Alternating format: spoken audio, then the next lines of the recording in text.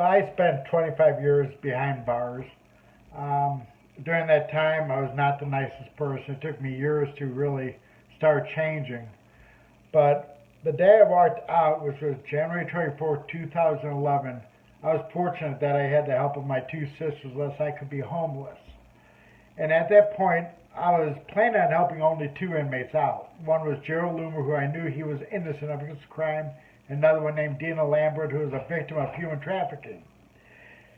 So I became the president of Ohio Cure, and we started getting letters in more and more about the parole board, something that they maxed me out on, and I knew that needed to be changed. And we had to pull together with all the groups, Black Lives Matter, the gay community, all the churches, and we had to pull together so that we can make change. So we had a bill drafted that we're working on getting introduced in Ohio, and several other states have taken our model of the bill for their state as well. Well, one of the things we talk about, is especially when we start comparing the United States systems to like Netherlands, Norway. We did a great interview with Nina Wiggins, who's a broadcaster journalist. She's teaching journalism at really comparing the different countries and the policies and things like that. For many crimes in the U.S., you might get 8 years probation in the U.S., but in the Netherlands, it's only like 2 years. Or the same thing is true of even the crime itself, like second-degree murder in the Netherlands is like 15 years maximum. Yeah. I think in the United States, most states are 5 years max, except federal prisons. Federal prisons, they can, because they're on probation, not parole, and they get more time than we do for I know one guy had 10 years. In Ohio, the max you can get is 5 years if you are on parole. Yeah, so especially when we compare other countries, though, to our systems, it's very important because, ours is much more, it's really about making money, and not only, they're making these for-profit prisons. It's one of the things as president, I would shut those down, do everything I could in my power to, and working with other people to help reform. I would actually listen to Michelle Alexander, who we have in our study group now, who talks about the new Jim Crow. That's still true, that even though slavery is supposedly over in the United States, the Jim Crow that was part of the segregation in the South, it's still there on the books, and that's what the prisons are doing right now. It definitely is still there. Not as much as it was in the prisons. It's starting to get more 50-50 because of the heroin epidemic. Michelle Alexander, I've talked to in the past. She's a professor at OSU. But she is really outstanding, and she admits she doesn't know much about Ohio's mass incarceration, but she knows the national level, and about, that the drugs are coming from the upper class down to the lower class. The lower class is getting busted, and the black community is getting locked up for it, is where a lot of the Jim Crow comes from. And we also know, to add to that, President Ronald Reagan in the 80s, part of the CIA, they were pumping in all kinds of powerful drugs into our communities and to, on purpose, keep this. I mean, one of the insidious natures, and it is a huge issue. I mean, certainly we have extremism in all its forms that we need to address across the board, no matter what religion or background, but white supremacy is a big issue. And, we're so many things where our communities have been disrupted with redlining, where African Americans were only allowed to live in certain cities. And that's even true. I was surprised to learn that in San Francisco. Even in San Francisco in 2019, the redlining is still in effect from the years ago of how these cities were even designed. There's so many things under the surface that I've learned because I've been interviewing, I've been in talk shows, really on the streets, really learning, what are the big issues. There's a lot of different things that we can talk about when it comes to the word reform. What are your thoughts, about fair treatment, reform, and reentry?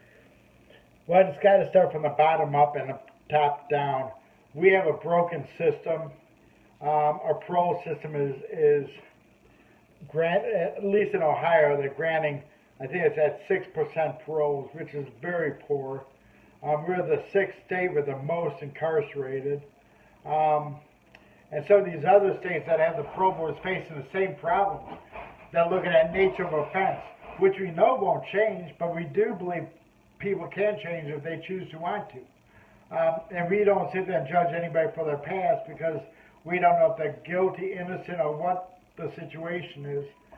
But if we see them making an effort for change, we would love to see them out here. But, you go all the way from medical to the programming in the prisons, the reentry plans for release, it's very little. Most states took off rehabilitation off the sign and just calls it corrections. So, and I look for Ohio to do that eventually. Saves money. Well, I recommend the audience go check out Michelle Alexander. It's on the realdemocracy.info. It's on the feeding tab, and she does a TED Talk, which is incredible, where she talks about the real issues and how there's still segregation going on, and how difficult it is. Like you with your 25 years, like how difficult it was for you when you came out, and if you want to speak to some of the experiences when you were serving 25 years. And what, as far as getting a job, a house, getting your life back on track, the programs that were available for you to turn your life around, what are some of the highlights of all of that? Well, a week after I got out, I had a heart attack, so I ended up having surgery. So I was put on disability right away. But I tell you, it's scary when you come out. My two sisters met me at the prison. We got released at 8, but they didn't show up till after 12, so I'm panicking already. And then the officer says, you could go outside for a little bit. I looked at him, I didn't budge. I didn't trust him, for one. And then when you go to a restaurant, you try to cut your food with a fork. You're used to it, because you haven't used a knife in 25 years. Just little things like that.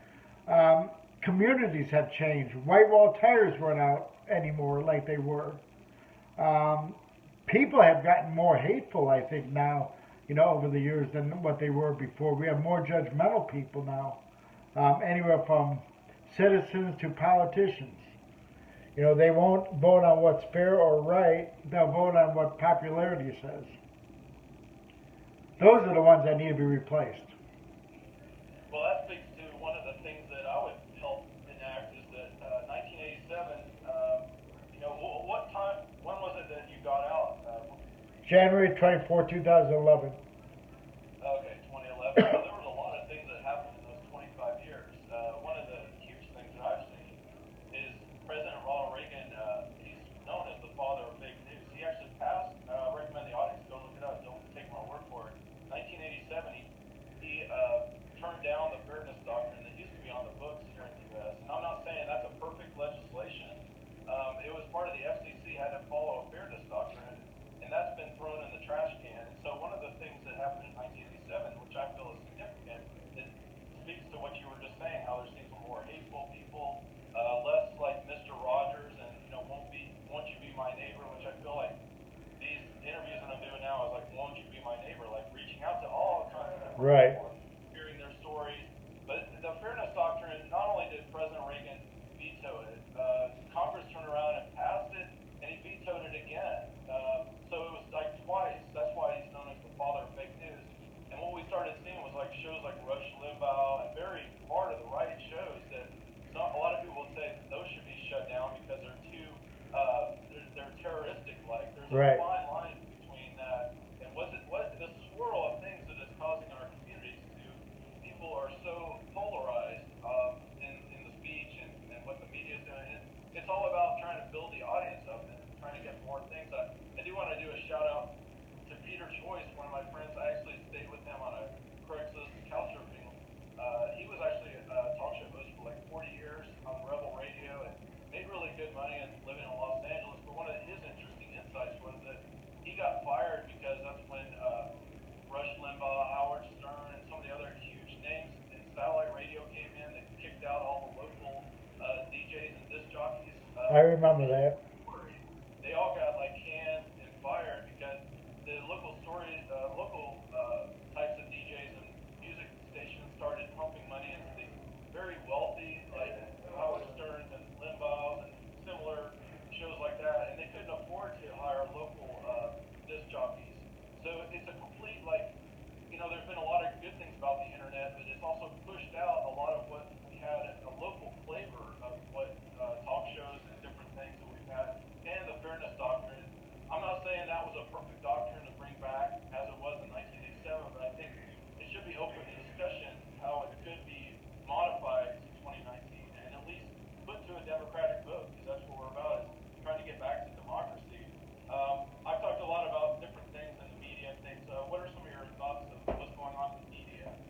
the media wants to take one side for the most part. Um, like against the state in Ohio, they're going to take the state side, interview them, and not even discuss anything with us. I don't know. They're getting snowballed by the media. We just don't have a chance. National news, the same thing. They're more interested in the federal government than they are than reporting the truth. Anywhere from even WSNBC, Fox, they're interviewing their people, but not the people that are voters, and they leave us out. Yeah, that's true. One of the things I want to call CNN, Fox News is corporate spun media. They're more concerned at the end of the day about these sound bites, and they have some really incredible guests on, but they only get like 5 minutes, or 3 minutes, and then they'll try to sell cars. I mean, their top focus really is selling cars, selling things that it's very specific for a certain audience that could even afford the cars. I mean, like that, how to open it up. But I do prefer Democracy Now.org. If people can go check out Democracy Now, that's a great news, and it's not written. They actually don't get corporate funding. They get Right. regular funding, and so they give a completely different analysis. I recommend people, if you want to see a story, you go to CNN or Fox. Also, look at the same story on Democracy Now, and you'll get a very different spin on what's going on around the world. Right. I actually have a habit of Googling up encyclopedias, the new ones that set out to read them. Seems like some of the truth is in those books more so than the physical news that you see every day. Yeah, that's true. So you spent this large chunk of your time in 25 years. It represents a lot of years. Right. We see like prisons that are in Netherlands that are like country clubs. Right. That like amazing compared, and people can even get a bachelor's degree. And when they get out of prison, I believe that they're even allowed to vote again. Yes. In Ohio, we can too. In most states they can. Florida, they just gave their rights back to vote. I think there's 2 states that you can't though still, and we have a ways to go. You should not lose any of your rights. Your First Amendment, freedom of speech, freedom of advocacy, and freedom of expression should never be taken away from you. But the media is taking that away. They'll come out and bash you for your past and say you're not allowed to do this or that. So they're telling us we don't have the freedom of the First Amendment. Yeah, I'm really glad that we do at least have these podcasts shows where we can get the word out. There's a lot of interest in that. I think we're coming out of this fake news, fake societies, fake communities, and Mr. Rogers, Won't You Be My Neighbor movie coming out again. He had an incredible run. His show was from 1968 actually to 2011. It was 33 years. Wow.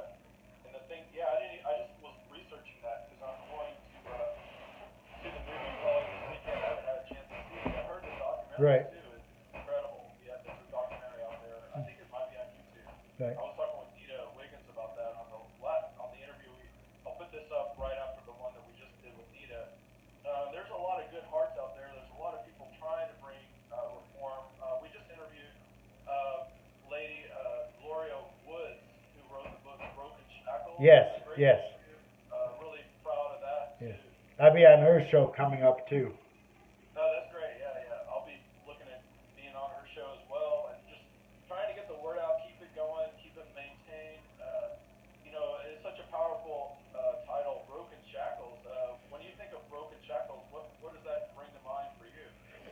Freedom. Because you're breaking away from the system. That's how I have always looked at it. There was a Christian song called Broken Shackles. I don't remember how it goes, but it's about some of the disciples that was in prison. And the bars fell off their hands. So I look at it as freedom, something that some of us have not had for years. Then there's other people that should have been out 20, 30 years ago. And then there's these people on death row, like my friend in Texas, that should be home. it's sad. Our system is just so corrupt. Um, we got to get the word out. Well, that's what we're doing.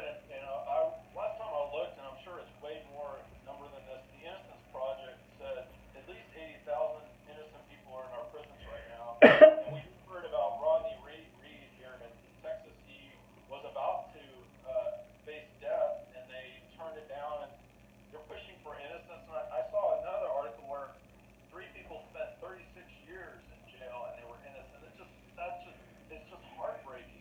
Yep. Oh, wow. I mean, what is this place? I started thinking about. I feel like this United States is really George Orwell police, and I recommend people go read the book 1984. I feel like this is a police state. It's all just about arrest, stricter laws. I mean, what is this place? Well, if you just point somebody out and say that person did it, there's a good chance he's going to get convicted. They don't have evidence anymore these days. I know one guy, he was 18, his girlfriend was 16. He's in for rape, and he lived with the girl and her mother, but when he broke up with her, the mother pressed charges. He got 10 years in prison for it, and has to register as a sex offender. I mean, that's another thing too, is when you get out of prison, you're never free. We got the Violent Offenders Registry in Ohio as well now. Murder, domestic violence, they all had to register. So they're pushing them into fighting. Well, that makes me think about, people who go through the system, and I have a lot of compassion for them, end up in Mexico, or even changing their name to try to change their identity, or just, how do you start? Because we talked about that. I was on your show recently, and I said, we shouldn't have just 1, 2, 3, or 4 chances to have a new life. We should have infinite chances. And that's a big thing to put out there on the plate. See, some people who are more of the law enforcement, military, intel background, they talk about you only get 2 chances and you're out. We talked Right. about that with Lori Woods. There's legislation in Florida that 2 times and you can be locked up for life. And some of these people, like the Innocence Project talks about, it wasn't even an offensive crime. It was just being locked up for a drug offense, or it didn't hurt anybody else. And then they're on for life. Right, there's a guy in California that got locked up for life for stealing a candy bar and a pack of cigarettes because of the 3 strikes law. That was about 10 years ago. He got life for it. Wow. I mean, thank God he didn't jaywalk. They would have executed him. I mean, it's a corrupt system. I mean, you could be walking outside, somebody points you out and say, well, that's the guy that committed the murder. You're going to prison for life. Because it's your word against theirs. People need to wake up and start realizing what's happening and pull together. And this is not just an Ohio issue or California, Texas. It's a nation issue, a national issue. Well, we've seen, especially, over the years, one of the things I bring up is that part of the issue underneath all this is not as media, as we pointed out before. We can also pinpoint corporations now have become people. And I've only been through that recently. I was actually living on the streets with no money in Atlanta, and I was just eating food outside of a big building, on the street.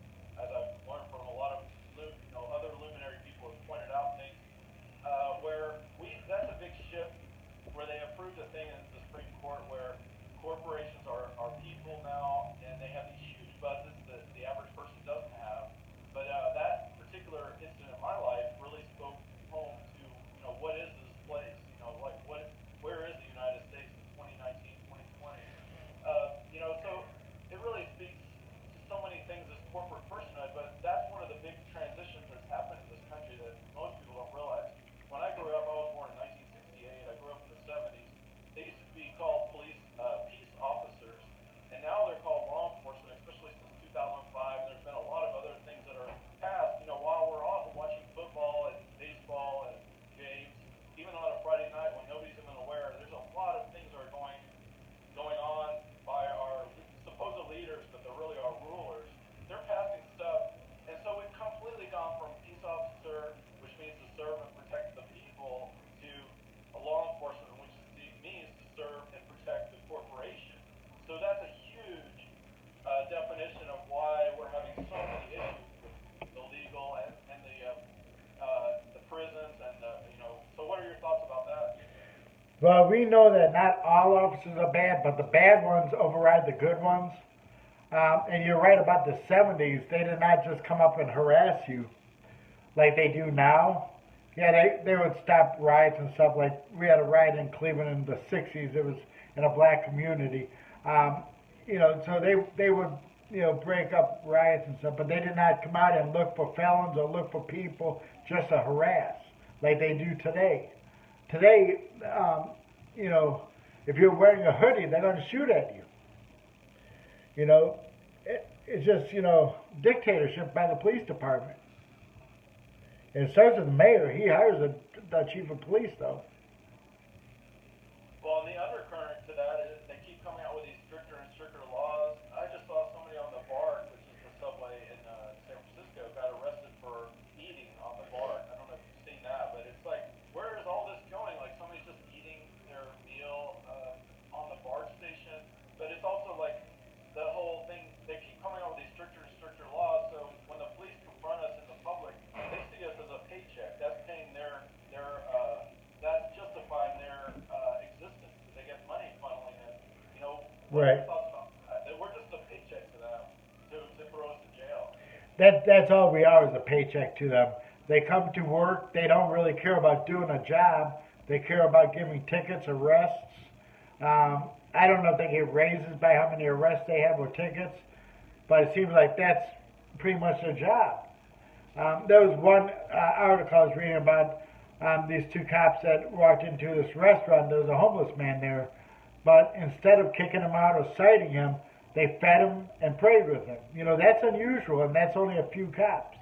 But we need more cops that are willing to help people than, just arrest them and give them tickets to get brownie points. Yeah, I felt that way in my own life because I was actually recently arrested. I didn't go to jail, but I went to a mental facility. I talked about it more in the Nita Wiggins interview, and I'm honest with it. It was actually a really good experience. There was like 8 cops there, and my first thought, I was just naked in the woods performing freedom of religion, which I felt called, especially after I did the DMT, which is like the virus, ayahuasca. These are really powerful medicines that I feel that a lot of people are talking about that help with PTSD and trauma and help kind of break some of the thinking or some of the thoughts. But it also made me feel very Native American or Native, even though I'm not Native American, I'm from Europe, I feel like we're all Native to someone on this planet. That's why we're calling this news network, we're calling it Earth Source News Network, which is like Native Source or Earth Source, that we're all Native to somewhere on the planet. And when I went through all that experience, this just happened recently this year in 2019, it was like 8 cops were there, and then I even confronted them and I said, don't you have anything better to do? Like, isn't there like a robbery or like, some crime that's something of significance? Why do you need to have so much overwhelming force here? So it's like you're bored or like, it was just really weird. Like 8 cops to deal with me and, I'm in handcuffs already and so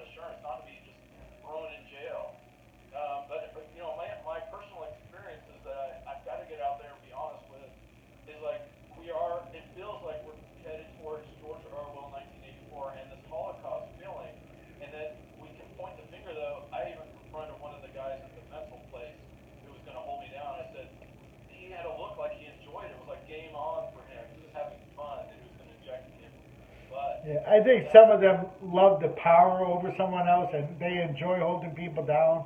I've seen it in prison with guards, um, and I just think it's a power thing for them. And I don't know if they get bossed around by the wife at home, so they take it out on us. But it's a power struggle. They just want to feel better about themselves. Well, I confronted the guy. I'm really glad I did. He said, I've been doing this for 19 years. I had a quick conversation with him, and then it was like 8 guys that were like surrounding me to throw me down on the bed and in the room and like put that horrible medicine in me against my will again. And he's like, he's just in the system. He's an autonomic. I felt like that movie Terminator seems like it really has resonance. There a lot of the people who are going across with this. One of my favorite, everybody's sharing these like pictures now that are really powerful. There's somebody who was at a Hitler rally. His hands were not up. Both his hands were firmly by his side instead of doing the Hitler salute kind of thing. And that was a powerful message. But we also have to look at all these people that are in the systems and that are just kind of going along for the paycheck or the money. But how do how these people who are part of the system, how do we get them to look at all of us as human beings, whether we have no money or no matter what our culture, our background, or the color of our skin, or our face, or who we are, how do we see them all as like we're all human beings? We're just trying to survive, feed our families, and have a worth in our communities. We all want to give value back to our community. Right. And the only way we ever will win that is if we can pull people together. People are so divided. They want to do their own things instead of pulling together for change and to help change the abuse by cops, the parole board. But if everybody would pull together, I guarantee laws will change. You're going to see within the next 5 years, more than half the population is going to be convicted felons. They're going to be able to sit in the state house, and legally they can run in Ohio for any state office. I'm not sure about federal, but the more you get, because it's easier to pick up a number, you look at somebody the wrong way, you could be a convicted felon. But yeah, we can certainly speak to a lot of the issues. We have at least 80,000 people in our prisons right now who are innocent, and especially when we talk about like in the country of Portugal, they've actually legalized drugs, and they've also not only have they legalized it, they've decriminalized it. And I'm here in Austin where they've decriminalized marijuana, but it's still not legal. There's no dispensaries yet in Texas, but there are in California. So we're starting to see this big shift, but we look to other countries like Portugal, and this will go a long way to decriminalize and also legalize the drugs. And other countries like even Mexico right now, they just legalized cocaine, for example. You can have cocaine now, recreational use. What do you think about the whole legalizing drugs and decriminalizing drugs? for myself, I would say it depends on what the drug is. Marijuana, I'm 100% for them legalizing it. Coke, I'm confused. I don't know where I stand on Coke because I can give you heart attacks and stuff. I would say it should be monitored if they legalize it, more so. But we had people do 25 years for marijuana, just smoking marijuana in Ohio. Those people should come home. There's no excuse for that.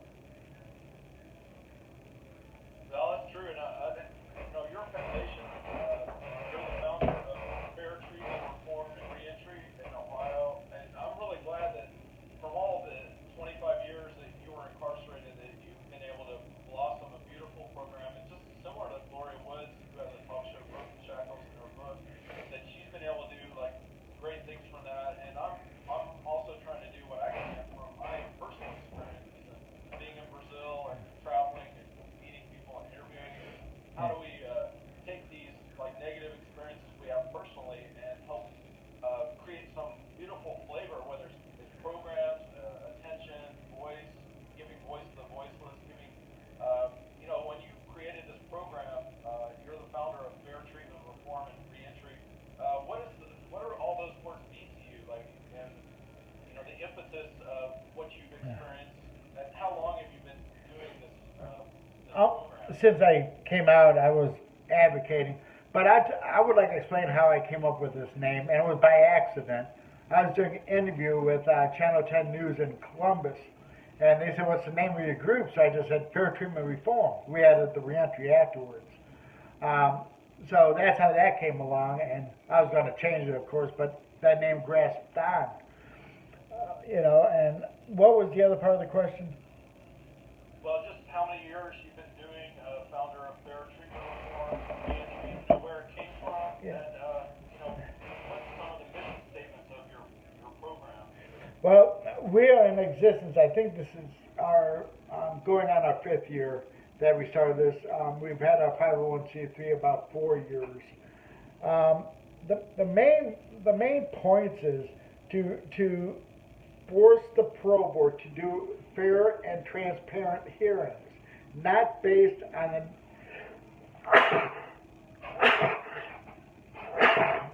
excuse me. We have to not a nature of offense. We have to look at the person, who they are, and go from there. But the pro board will say, nature of offense, here's 10 more years. When the judge ordered you 15 to life, 15 was the time you were supposed to be out, not 30, 40 years down the road. I've talked to several judges on this. And we finally got to the point where we had the perfect executive board. It's taken me 4 or 5 presidents to get to the point where we have Gina Kenny, who's our president, Heather, I forget what her last name is our vice president, Bobby Joe is our secretary, Terry Croson, who's been there from day one with me as our treasurer, and she helped finance the group until we got our 501c3 and until we started getting money in. But we have a group that is gelling now, and that's working with other people, like Black Lives Matter in Cleveland, for example. Some of the groups here in Columbus, they'll show up to our events. And you will never win any battle if you cannot pull people in to see stuff from your angle. And that's all you have to do is say, "I'll help you out with that. You help me out with this." Because you could come in common ground with most people. We work with the homeless periodically. The other day I volunteered to feed them Thanksgiving dinner. And that's where I caught this cold, by the way. No matter where you go, you hand them a business card, whoever's by you, you talk to them about what your mission is, what your purpose is.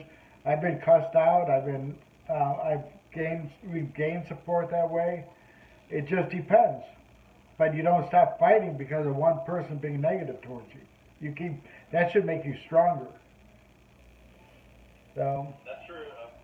We were talking about the words empathy and compassion. I feel like a lot of those words are so huge in our common knowledge. And we talk about Mr. Rogers and what his mission was, trying to see how our communities can come together and collaborate. I love that word collaborate. Because how do we go to the next step to reach out to all these different groups and that we can, walk hand in hand. Like one of my favorite songs is, and I go so far as that should be our Pledge of Allegiance, called "Oh Freedom," which is the civil rights song. It's on YouTube. I need to put a link to this video. It's on the website realdemocracy.info. Bob Dunsmore, from the bottom of his heart, we've already talked about George Orwell, 1984. We've talked about this idea that this Holocaust and like these for-profit prisons that are all about just making money and giving profit to arrest more and more people and have lawyers with stricter and stricter laws and throw more people in jail. Even little things like just eating, simply eating. It's like this. I feel like we should all be taking to the streets. I mean, we've got a lot of issues. Like there's a lot of people for a better climate. There's a lot of. These are huge polarizing issues. Actually, I'm going to interview Guy McPherson, who's a very well-known. I know that name. I don't know him, but I know the name. He's a very famous environmentalist, and he taught at Berkeley, and he's a genius, with the climate. He's the go-to person. He has a podcast called Nature Bats Last. It's Right. popular about the environment. So we've got all these different things that are on people's radar, and things. But at the core of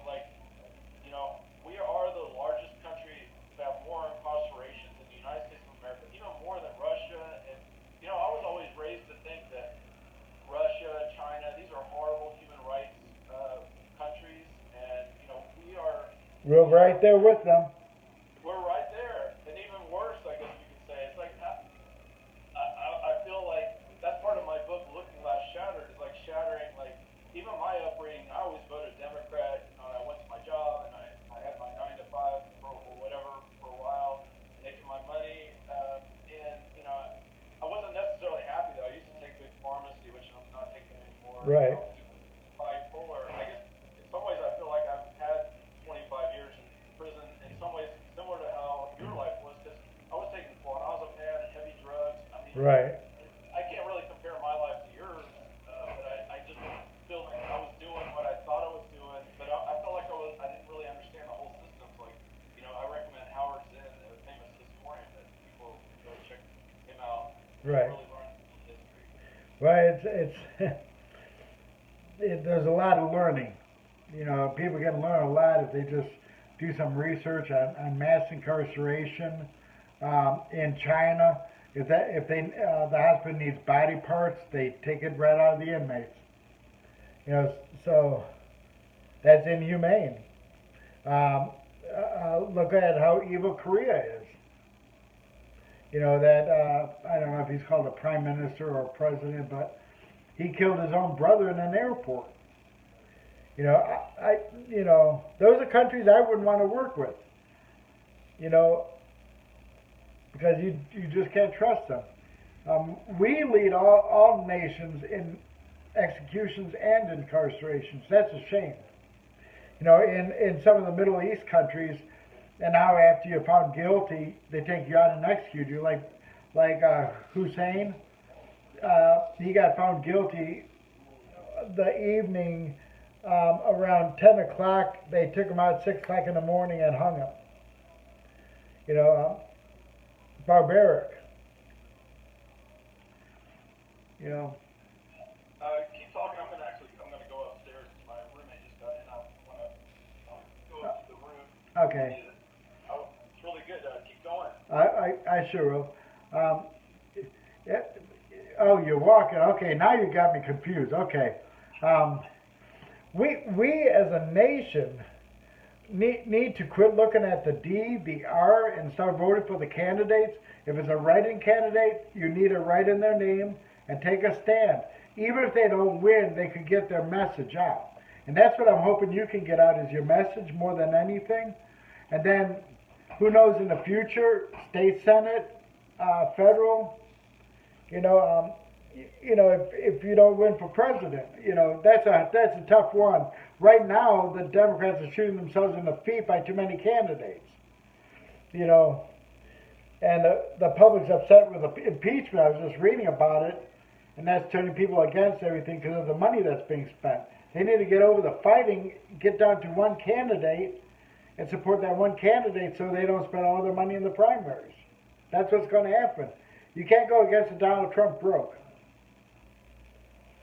Well, that's one of the things I'm working with Bob Dunsmore, realdemocracy.info, and he has 33 mandates to remove corporate personhood forever from our talk. And I'm also talking with David Frank. I'm going to interview him. He has a really good website called onesvoicenow.org, onesvoicenow.org, and he's working on, at the local level, being in democracy. And as we were talking, you know, we have 535 in the U.S. Congress. We have about 200 in our Congress at the state level. We have 50 governors, a president, you know, and then we have 9 Supreme Court justices, and I'm not sure how many justices we have at the appellate level. Maybe you might know more of, like, you know, total, but this is just a handful of people compared to 340 million people. And, you know, we're trusting that they'll do the right thing. We're putting all our faith and hope in the executive, judicial, and legislative branches of government that they're going to do the right thing. So we're putting so much into them every day of what our future is for our children and our grandchildren. Try to ask one of the presidential candidates where they stand on prison reform. Why do you think they would dodge that question? Because it's not popular. Knowing it's a hot topic right now because of what was that, the First Step Act that Donald Trump did, which he got a lot of support on. But, you know, there's more to do than just that one step to help people out. And if the Democrats are smart, they'll grasp onto that and say we're going to branch it out, make it bigger, help more people get out that deserve to be out, and help them succeed, not just release them, help them with a place to stay, help them get employment, mental health, whatever they may need. We got to do better with people that are being released so that they can become successful. In Ohio, they can release you homeless. Then how do you expect them to succeed? You're letting out, say, a murderer or somebody that's on a sex case and say, well, you're homeless now. That's not safe for them or other people. They need to be in a closed environment until they get used to society. That's a good point. And my mom actually started Midway Drug and Alcohol Rehab Center under my original last name was Wigler when I was born. I chose my grandmother's name, which was Barabon, when they came from Europe here Right. to Barron. But it's part of my story is that growing up with Midway Drug and Alcohol Rehab Center, my mom was the CEO for 17 years now, and she turned it over to new leadership. Steve McNish has been the CEO, but he's actually retiring, and a new person's going to be taking over. But Right. they've got a grant with the Bureau of Prisons, and they've got about 87 beds or so, last I heard, where people are staying there and reforming their life. You know, the idea that you're not just going to the streets, that you can go from prison to some kind of rehab center. Right. That's a shocking story that someone could just go out of prison and then suddenly you're on the streets. And we're going to expect that this person's going to turn around. How many states are like that where people are just... That I don't know. We do network with a lot of people, but I have not heard that story, and I think Ohio's trying to clean that act up because, I mean, our number one goal is no new victims. But when you force people, or even people that say you have to register, and then they're living their whole conviction over for the rest of their life, how are they supposed to start over and become successful? I personally believe most people can change, but they have to want to change. And we understand some don't. But we put so many obstacles in front of people that it's tough to make it and tough to be successful. Yeah, and the community can go a long ways to learn. When we talked with Gloria Woods and her experience, her daughter's been in jail for 10 years. And, it's just the fact that if she had either come from a wealthier family or if she was from a Caucasian white family and how much that impacted her life and what she's doing the best she can, meeting with legislators and trying to get a better system.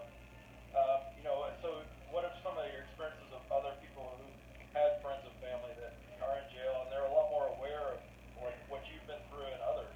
Well, I myself, because I have the business phone along with Gina. I receive between 15 to 20 calls a day from inmates and family members. Most of them have to see the parole board, and Christmas is the toughest time. Christmas Day, I'll get the most calls, mothers just crying, and I listen to them because to them it's important. Or we get the call, my little Joey stubbed his toe. Stuff like that once in a while. But most of them are legit questions regarding the parole board. What can I do to prepare for a parole hearing as a mother? What can my son do who is locked up, or my daughter do? So I've kind of walked them through the steps. Then I got a call not too long ago from a mother of a man that's on death row, and he's one of the next ones supposed to be executed. Of course, our governor stopped it temporarily till the Supreme Court rules on them. But what do you tell a mother that their son's going to be executed? What do you tell them? There's nothing you can say to really comfort them. It's sick. Well, as far as you've had this, you're the founder of Fair Treatment Reform and Reentry for 5 years. How's your funding doing? How's your outreach been as far as keeping the program going? And what are some of the expenses that you have and some of the needs that you have right now for your program? Funding is up and down. We need to have funding. We have, our bill is 90 pages, and when we print that out, that's quite expensive. We have ribbons, computer maintenance, a phone bill, a post office box bill, um, a promotional material, because you have to promote your group, you have to promote your bill to be successful. If you don't promote nothing, who's going to be aware of what you're doing?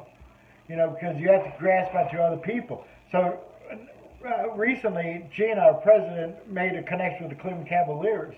We're going to have a fundraiser there, a huge fundraiser.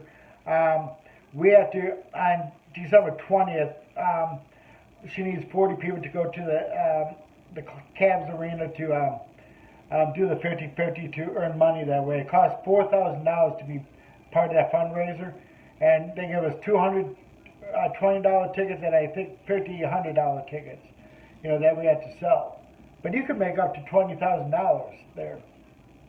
The problem is we have a lot of people say they're going to help or say they're going to get involved, but when it's time to get involved, you know, they're not there. And I understand the elderly, they can't make it, but they can maybe make phone calls, emails, you know, just stuff like that. But change has to take people. You need people to change, inmates and their families. Well, that's true. I do have to say, I've been meaning to say this for a while, is that I voted for Obama and I support having African American as a president. And I was disappointed though. There was a whole thing where he went to a prison and he was the first president ever to do that.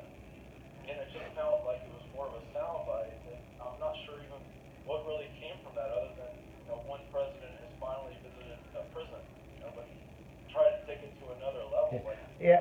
I didn't vote for Obama, but I do believe he genuinely cared about those behind bars. That's just my gut feeling. He was different than a lot of people.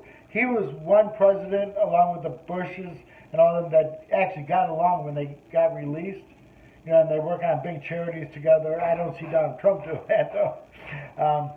But you know, I do believe he was genuine. And if he ran a third time, I probably would have voted for him. Yeah, well, it also speaks to this democracy, looking at it from the local, state, federal, and country level. Like, how do we finally have democracy? We've got all the technology we can vote in, and with nano encryption, as Bob Dunsmore's reminded me, that's what we're trying to do with realdemocracy.info is a real solution. And it's first identifying the problem, but it's also looking for solutions. And my background in life would put myself out as a presidential candidate. I really love quality assurance. I love Six Sigma, ISO 9000. I love what that's been part of my over 20 years in IT experience, and how much that could help reform government. And finally, quality is the one thing that could help, because some people argue against democracy, saying it's wrong rule, but we have good policies like the talking stick, where people don't interrupt each other when they're speaking, or that's from the Iroquois teachings in the Native American, but which originally they had democracy. We had a chance when Benjamin Franklin, as a founding father, he pushed to have the Iroquois ways of democracy in the United States Constitution, but he was vetoed. They decided to elevate the executive, judicial, and legislative as this form of democracy, but we've never been a democracy in the United States. It's coming together with that and saying, with all this great technology and this richness, I would argue, though, we still need to have a paper ballot. There's a lot of people talking about technology. Yeah, you have plus technology, because you still want to, fully verify everything and validate and have traceability back to a ballot. But there's so many things that democracy could help fix our prisons, and even more if we start looking at other countries like the Netherlands that are much more humane. We're actually comparing ourselves in this conversation, which is really unbelievable. I hope the audience gets that we would compare the U.S. to being as bad as Russia and China. I mean, just the fact that we would say this on this show today is huge. It's tremendous. That the incarceration here is bad. The treatment of our prisoners is horrific. And that just the fact that we would even say this on this show. What are your thoughts about that? You can't be afraid to take your stand. You can't back down. I mean, we got all these other countries that are barbaric compared to even the United States, but the United States is falling right into the same pattern as some of these other countries are. You know, and the only way we're going to ever pull ourselves out of it is revamping the whole government, all the way from the president, the Senate, and Congress, and start over, and electing all new people. And I am not even saying Republican or Democrats, maybe independents, Green Party, libertarians, you know, some Republicans, some Democrats, but start over. Fire everybody that's in there. Then I think you're going to see some change. If you get a chance, check out onevoicenow.org. I'm actually trying to breathe in, and we can put a link to your website too. I want to help promote what you're doing on the realdemocracy.info. I have you back. You're always welcome to call in twice a week to these conference calls with other people. Eventually looking for a tool that can handle, you know, even because there's a book called The Secret, which I love. The book is the idea is when you open up and you build it, people will come. But wouldn't it be great if we had these "Won't You Be My Neighbor" conference calls with millions of people on the call? And I even put it out there, like even if it was the president, you know, it's a very ambitious plan. They have conference calls twice a week, where it's not just the leaders. Imagine if the president was on a conference call, and you could just call him twice a week. Or it sounds outrageous. It sounds like dreamy and living in the cloud. And not only are, you know, all these elected people that we see who are more of celebrities, they're not really. These are our rulers, whoever they are. Like, and they could be on a call, and all the people that voted for them are also on the call. I did send an email to the president and asked for a donation. Then, of course, I sent one to the Pope, but I shouldn't have told him I was Baptist. You know, so I messed up there. I would love you to interview our president sometime, Gina.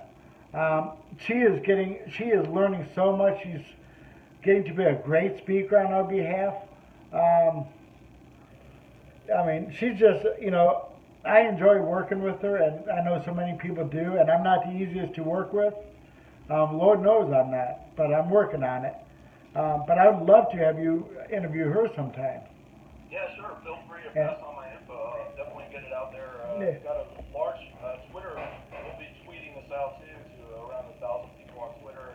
A lot of the people on there are activists, advocates. I often think the word activism and advocacy blend together. I'm not sure we throw these different words around. But my background is Unitarian Universalist. I'm really proud of it. I went to church last Sunday, and so many great teachings that I've learned by going to that church over the years. I'm really glad that I went there since the 1970s as a kid, and I try to go back when I can and try to. I'll just bring this out. You were talking about you had a lot more phone calls during the Christmas time. People suffering, especially with You're breaking up.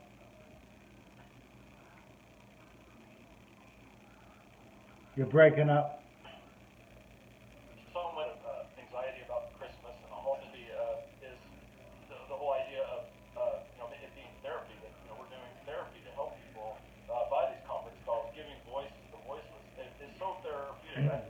I honestly, I just interviewed Gloria Woods last Saturday, and I felt way better after having a 2-hour conversation with her. I just felt, just say however you want to say it. It really felt good too. I see this. This could actually spawn into another nonprofit too, is that we have these conference calls with people who maybe even might be suicidal, or not just around the holiday time, but just to use it as a form of therapy. You're reaching out, you're talking with other people, you're hearing from other people. I think this could be a very valuable tool in that regard. But I agree with you on that. I'm really excited about the possibilities, because of all the people that are starting to want to work together, not just in Ohio, but other states pulling together with us, and we're pulling together with them. We got to make changes. We need to get the word out and start registering felons to vote in the states that they can. And not tell them who to vote for, because we can't do that as a 501c3. But I think if they would do reading and research, they'll probably pretty much know who to vote for. But well, and that part of it too is that I agree with Nita Wiggins. We should make a national holiday for all the voting days. Just everybody gets a paid holiday for one day.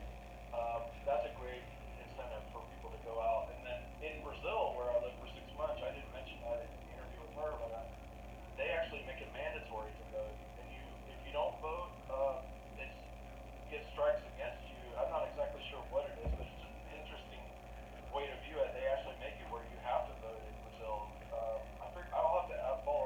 Yeah. Restrictions. Yeah. I'm not a fan of that because that's dictatorship. But people should vote because they want to vote. And you would think everybody would want to vote so they could get their voice heard. But the biggest excuse is, well, my vote's not going to mean nothing. Well, if everybody said that, their candidate would never get in. But one vote leads to two votes, and it keeps going down like a trickle down effect. And you will start seeing your voice being heard. People are going to start getting elected that you want elected. Yeah, I wouldn't want to make it mandatory to vote or that you have to vote, but Right. because that steps across the lines of our freedoms. But with all the nanotechnology and the technology we have is great, we can easily get people to vote even from the comfort of their own home. Yes. Somehow to vote for all these specific issues could come up on a board. Yeah. I've actually looked at, because one of the candidates for president right now is Andrew Yang, and he's pushing universal basic income, where everybody gets like $1,000 or $1,500 a month. Just everybody who's a U.S. citizen gets a chunk of money. I see what's even more important than that is a guaranteed jobs program. But if we got people paid to really decipher these issues, if you and I were getting paid money right now to see everything that's on the slate in the U.S. Congress, I think, honestly, I don't think you and I even know what they're talking about or what they're doing right now. I think they're actually looking to federalize marijuana at the federal level. That's actually up. That's a big thing that Donald Trump wants to see happening is to federalize marijuana, and I do agree with that. But I think there has to be still restrictions. So I mean, of course, kids can buy it on the street, and it could be mixed with fentanyl. Then they end up dying. So this would be safer. And the sad thing is kids are still going to find a way to get marijuana. So. That's true. And that speaks to the legalization of these drugs. In that, I just interviewed with he has a show called The Rant, Herman's The Rant. I really like him. We were talking about legalizing, and that when I lived in San Diego, I went to the dispensary there for $20 for a gram. 25% of that goes towards tax. But San Diego's seeing this huge amount of tax coming in. But not only that, I can guarantee a lot safer marijuana if I buy it in San Diego from a dispensary there than I would if I buy it from the street. Right. Although I'm not really happy about having to jack up the price by 25%. I'm paying an extra $5 tax, but I'm willing to pay the extra $5 to have a safer product. I know it's been reviewed, it's safer, like you mentioned, no horrible things are snuck in. Right. I want to call him a relative in Brazil who he took some street stuff and it had some nasty stuff snuck in with the marijuana, and he had a horrible treatment with that. He had a horrible. Right. And the doctor even said I could benefit from it because I have Parkinson's. And of course it's been approved for medical in Ohio, but Ohio State has not figured out how they're going to do it. So they're not writing the prescriptions yet. They want to have regulations that they can go by as well. I mean, it's not going to be super strong stuff like you can buy on the street, but it will help with the pain.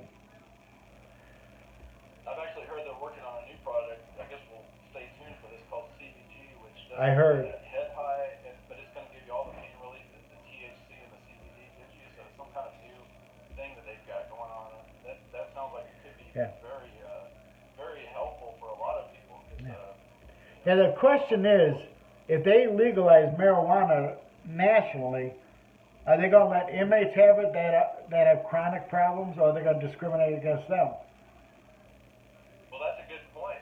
Right now, this country has been so much about big pharmacy and pushing that on people. I mean, inmates who are incarcerated, they're taking big pharmacy, though, right? Yeah. So this cuts in on their action. It's really the big pharmacy mafia right now. They've got a lock on, and that's why I've heard stories like in the 1920s in the U.S. Coca-Cola used to have cocaine in it, and our fields and our agriculture, marijuana is a weed, and it would grow naturally in our crops. And slowly, there's been like an insidious plan to actually remove all the marijuana from in the entire U.S. Right. the agriculture industry. It used to just grow naturally, and it's all been like destroyed and like taken away from. Even and that actually would go into the foods that people would eat. And Hmm. there's actually people that, if you research it, that we really need the THC that's in, and, it's actually we have receptors in our brain that is part of our biochemistry as human beings to have these types of things and some exposures to them. It's very interesting research and how there's been this big movement to this modern corporatocracy version of like Monsanto pesticides and horrible things in our foods, these plastic fillers, and what are some of your thoughts about that? I don't really know much about that part. I know where you're saying. Um, I had to really do more reading on that. Um, you know, it just there's got to be regulations for everything. You know, so let me think about that, and I'll get back with you. Well, I think part of the journey is not only looking at. I mentioned this in the Wigler's interview. For I feel a lot of people struggling with mental illness with the mass shootings we're having in the U.S. are because of our food, and not only it's a double situation. Number one, like I talked about, because Nita called me in from Paris, France, who's a very well-known broadcaster, TV journalist. Now she's a teacher at ESJ school in Paris. Very interesting interview we just had. And so if I got on an airplane with like Cheetos, Snickers, Lay's, these are very popular brands in the U.S. And I tried to sell them in the streets of Paris, they put me in jail for that because they have a really strict food regulations. And these are not foods that Parisians can eat or people in the European Union. Nobody. There's even talks of the chicken that they're serving here is banned from like the UK and other countries. They can't even sell these products. And for me personally, becoming vegan, vegetarian, I'm turning away from the thoughts of meats or in general because I'm kind of going down a different path with all of that Yeah. thinking and what's in our food. I need to change my eating habits, but I like my meat though. So, Well, so I see it as a double thing though. It's not just the foods and the right. plastic filler, and even now in the fish, they're saying that there's plastic in fish. When people are eating fish, they're eating plastic because there's so much plastic in our oceans right now. But I guess the main issue is not only is it the foods, it's also the agricultural process that's been stripping. We've got dead soil now. And, I just spent a week with Bob Dunsmore. He came down and we worked on the realdemocracy.info website together. And I put an impassioned interview with him, about a 40-minute long. It's featured now on the website. We just did that a couple days ago. Really good interview. But he brings out that we've got all this dead soil that with modern corporate-based agriculture systems, we're not seeing magnesium, potassium, the trace minerals in our foods anymore. So not only is it we're not eating like we're eating a lot more lab-made GMO, transgenic, modified foods. It's also the agriculture itself. The technique of how they're even growing it, this corporate technique, is missing all these like essential vitamins and minerals that we desperately need.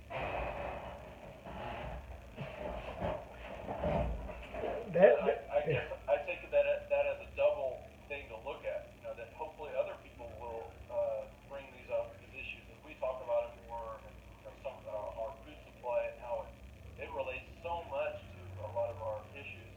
Right. And And my major in college was agriculture, and boy, the chemicals that they put in. When I went to Ohio State, we were not allowed to put chemicals in the stuff. At least one section we couldn't. Then the other section we put fertilizers on, and there was a big difference. Except the ones without the fertilizer, people would say that the vegetable tastes so much fresher and a lot better the taste in it.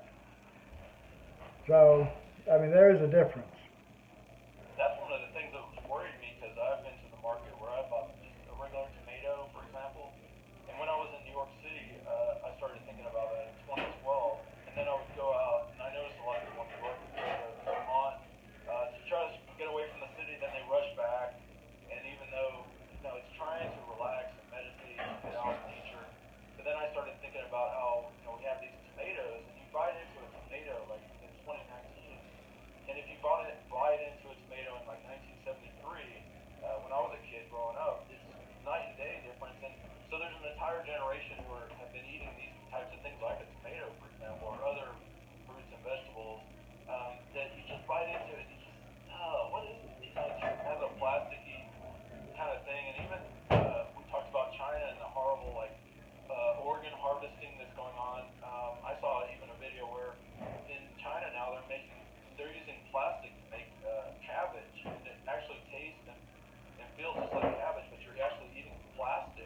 Wow. It's like this other level of like horrors of what could be in our food.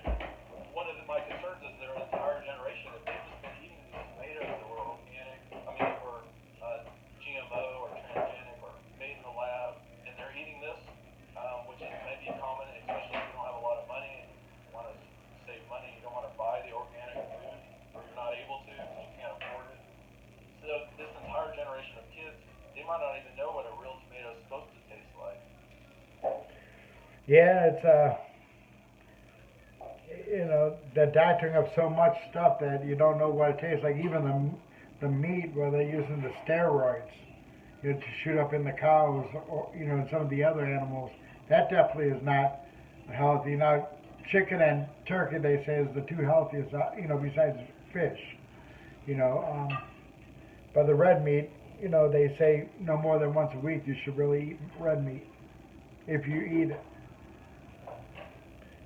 Well, thank you, Jimmy. I really appreciate Okay. this conversation. I would definitely like to speak with your president. We'll have her on at some point and set that up. We'll be talking. Got a lot of. I like doing this because it's really it's just really cool because it doesn't take really a lot of effort. It's Right. just recording and Yeah. there's really no cost involved. Zoom doesn't charge.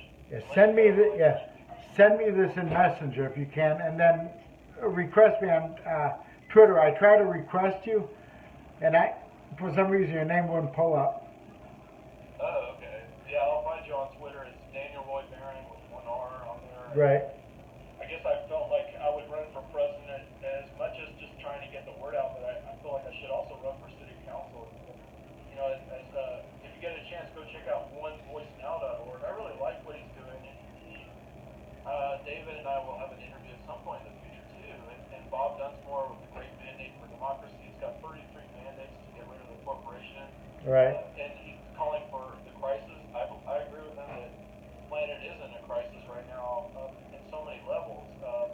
And so we have a lot of things where democracy, if we ever have it, can really help fix prison reform and bring it up. But I guess one of the things I wanted to say, this is a really out-of-the-box idea, wouldn't it be great if we did, and not only did we know what's going on in the U.S. Congress right now, like this coming, they're probably recessed because of Thanksgiving, but what if we knew, like, the rest of the year exactly every item on their plate, and we were actually getting paid money to be a quality assurance Six Sigma on what they're doing?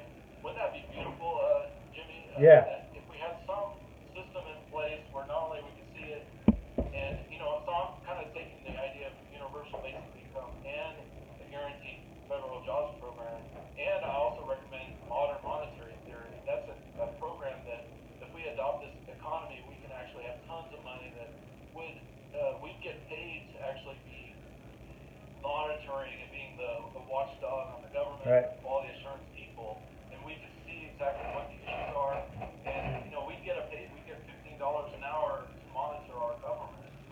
I'm pushing some really out-of-the-box ideas, and we can do this now with all this great technology, with the conference calls that we're doing with these great tools like Zoom. We have Skype, so many great tools, or even Facebook Right. Live. What are your thoughts about that? There's a lot of tools that we have available to us these days that we could get our message out. I never heard of this one that you're using tonight. This could be one of the most ideal ways, by bringing people together, by, letting people see what you're all about. And you don't have to be there physically to speak because you have this, and you could invite other people to watch this along. So I'm very impressed with some of the new technology. It took me years since I've been out to learn it. I learned Facebook a little bit too much now. So I get yelled at every day, I'm in Facebook jail at least once a week. They just don't like what we do. They don't like the truth to come out. They don't like anybody to go against the government in a legal way. But the government can go after us and nothing is done. Well, when we did our interview, I really enjoyed being on your show, and I thank you for that opportunity. But one of the things I want to point out, I was trying not to use a curse word, and I kind of walked that line. There's been times where I've cursed, but I don't want to take away from the flavor of what I'm doing, so I try not to do that. Right. I got really impassioned with that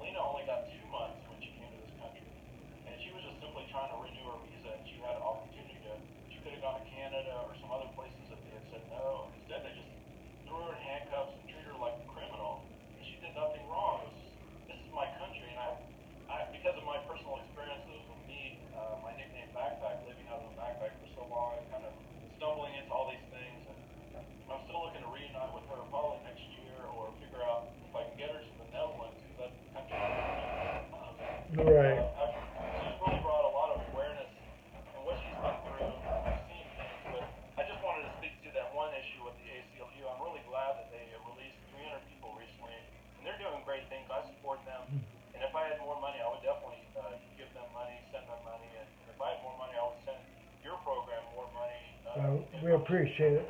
Yeah, the ACLU's worked with us great. I mean, they've done a great job in Ohio as well with little funds compared to some of these other groups. They don't really get the money that they should, so they're limited on what they can do. But they're good at what they do. So. Yeah, the only reason why I used that one curse word was I just feel like when I was approached by the Democrat Party recently, and I was texting some of the people that are involved, it's just they're hitting me up for money, and they even said I'm in the Democrat Party, and I've never done anything to say that I'm officially in the Democrat Party. I just signed up to get their email list. Right. It's just a feeling though, whether it's the ACLU and he's calling me and he's trying to get me to pay $30 a month, or the Democrat Party. And, I certainly would personally, I'd rather see a vote blue than what's happened on the other side of the aisle. But, it's just like they're hitting me up with so much about money, and it's like I'm not really connecting with them as a human being. And, so all these programs they have, they have their handout. They need money. You need money desperately to survive. We all do in this system. But it's just the approach that they're doing. They're just hitting me up, and it's just a feeling like, and that's why I kind of lost it on your show.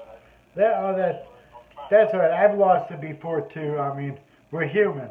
We're passionate about what we do, and sometimes we take stuff personally when we have to kind of brush it off and ignore it. These mainstream politicians will ask for money. That's what they're good at. On both sides. It's not just one side on that. I get it from the Republicans constantly. I just kind of laugh about me giving them money. So I sent them an email and said we need a donation. I never heard back from them. But. Well, hopefully more organizations will reach out. Like, when the ACLU called me, he said it wasn't his. I said, I'm a talk show host. I want to interview more people at the ACLU, and I love what you're doing. And I've even looked at being, I could work for them, and they're actually paying $50 an hour. Right. I'm still thinking about that. But when they make this call and they want to hit you up for money and say, okay, it's not just money; it's about time, money, and resources. I could be a talk show host and I can get the word out. Is that just as valuable as if I write a check for $100 and I give them $100? What I'm doing here with your interview, it can bring more money in, but it's just this general feeling of everybody seems like they're hitting people up for money, and a lot of good organizations, other organizations that I wouldn't agree with, that might try to hit me up for money, but they're not really learning the human side of. They're not connecting with the human being part of this. Right. And it just feels like they're hitting us up for money. That's true. Well, I would like to have you on again sometime. I want to do this as a regular so that we can get the word out. I would like to see you get a message out there, if anything. Because I do believe you have a message, and one is, criminal justice, and homelessness. There's so many different areas that we need help on, but we can't go thin and say we're going to help everybody. But if you get elected as president, then that's when you're able to help more people out. I'm also reminded of David Frank and the importance of the city council, and one of the things he pointed out, which is brilliant, is we elect about 9 city council, and they actually represent hundreds of thousands or millions of people, and we could actually say in some degree the city council at the local level could be impacting us way more than President Trump. That if we have a lot more concerted leaders that are really, where's all these different levels of impacts? Right. And when we have this beautiful technology that we can do direct voting, we can have people knowing about the issues and even getting paid to monitor the issues. One of the things I'll point out too that we're doing with Bob Dunsmore is we're creating a council on national integrity. You would be a member, and other people as we grow. And this what came across to me beautifully, and why I would even put myself out as a candidate in 2020 is I love quality assurance, and I love Scrum, I love the talk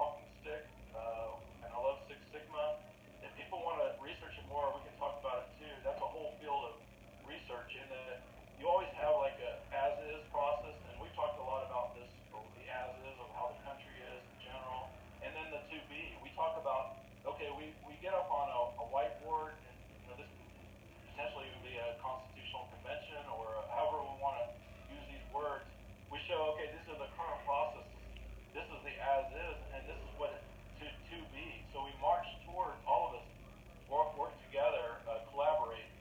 This is how it should be. And so we clearly define the problem, and then we also talk about the solution.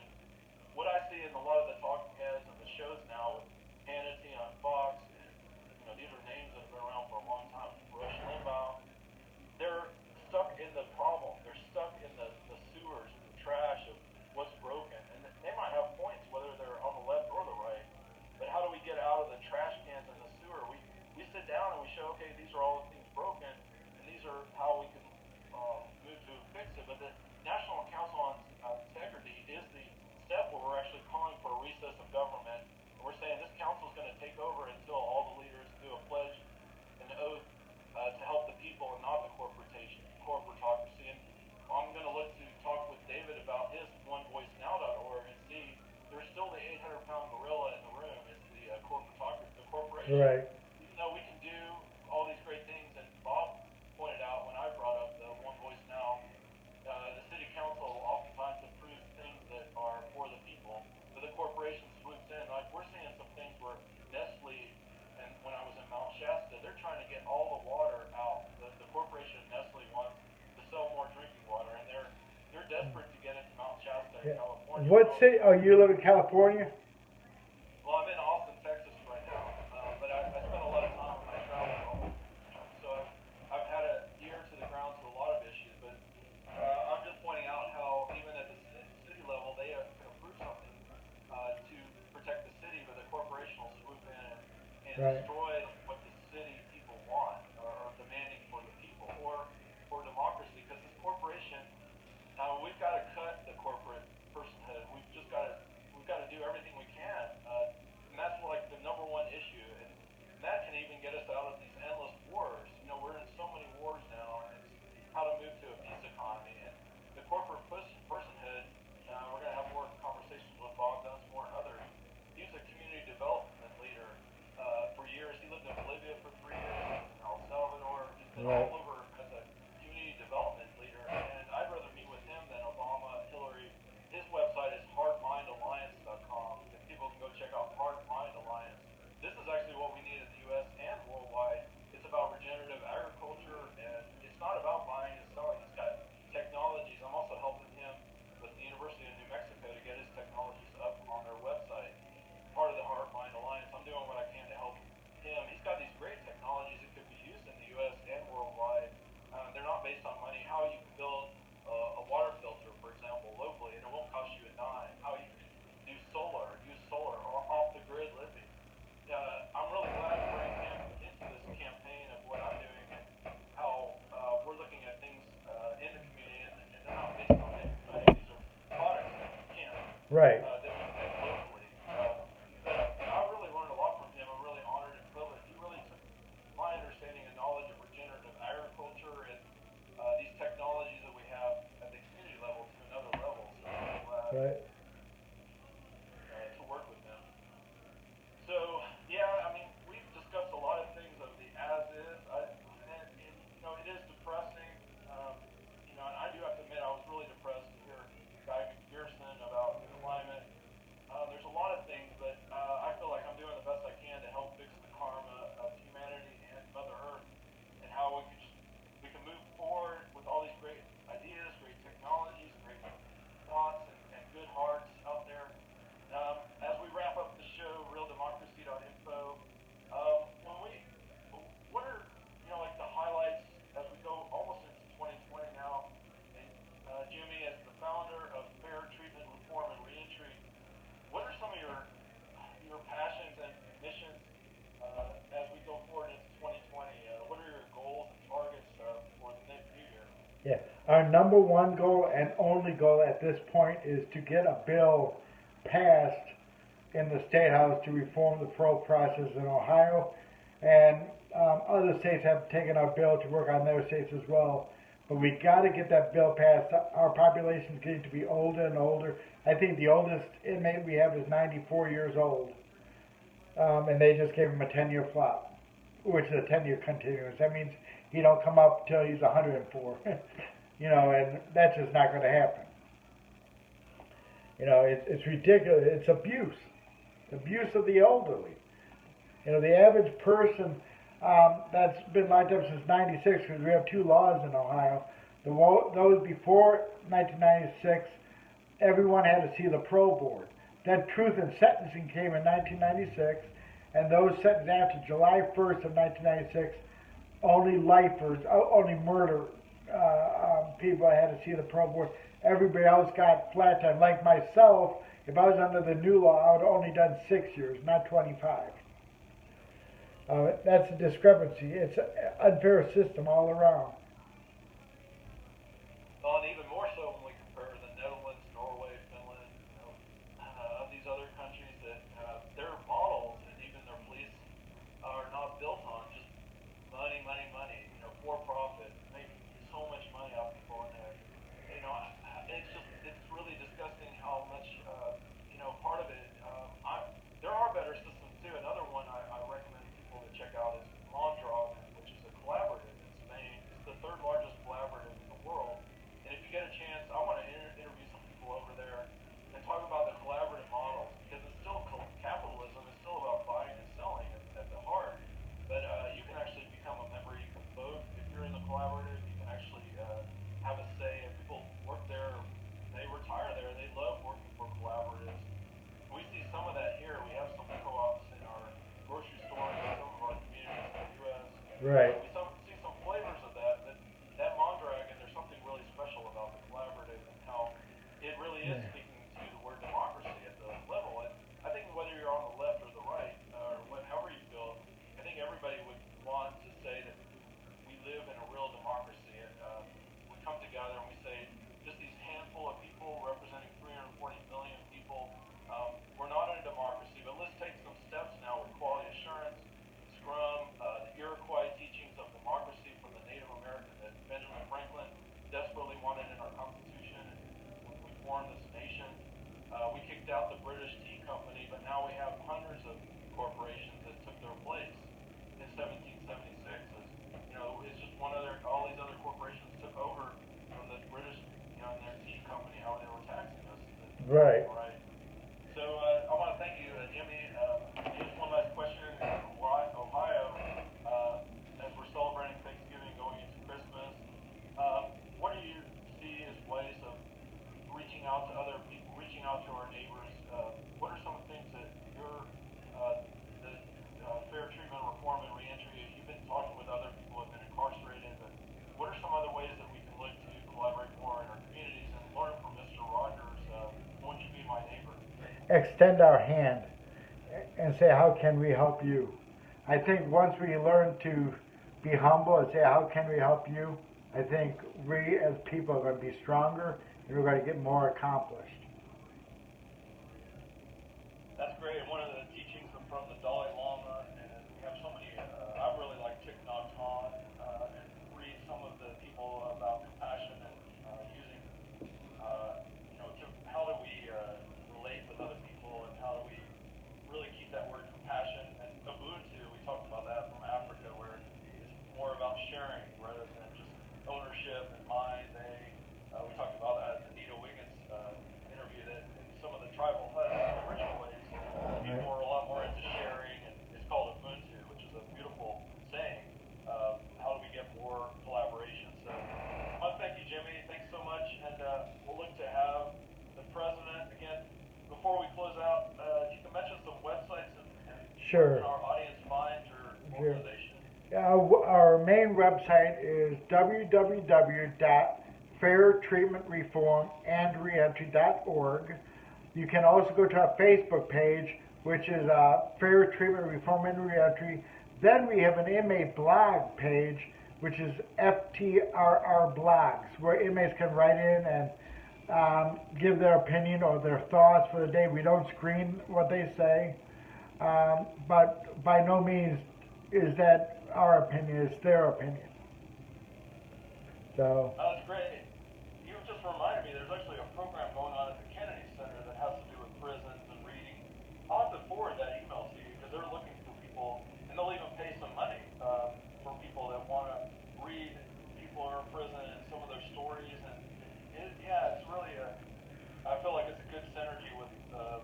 Right. as well. But those blogs are great because it really brings a personal. Right. And that gets back to what I was saying before, where I feel like these organizations, if they're just hitting us up for money, how do we get back to the more personal side of things? Yeah, that's true. Once we read all these stories and hear from from people's, what they experienced in their life, then we get a much better understanding. That's so crucial to the work of passion. So, well, thank you, Jimmy. Thank you, brother. Happy Thanksgiving and Same, stay in touch. same to you. Okay, Have a bye. good one. You too. Thank you. All right, thanks. We got it. I just stopped the recording. It's really a pretty simple tool. Yeah. How do you share it on Facebook?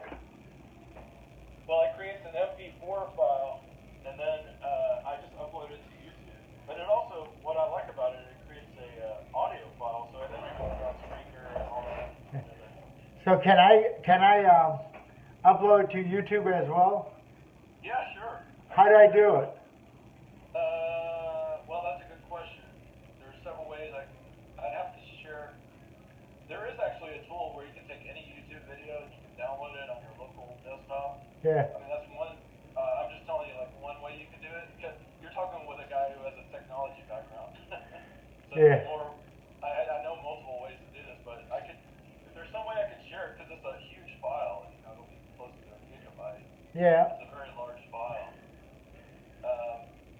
It might be easier, actually. I can send you a tool where you download any video on YouTube, you can download it locally, and then you can upload it later. Yeah, that would be great. Yeah. And then also send it to me in Messenger, just to be safe.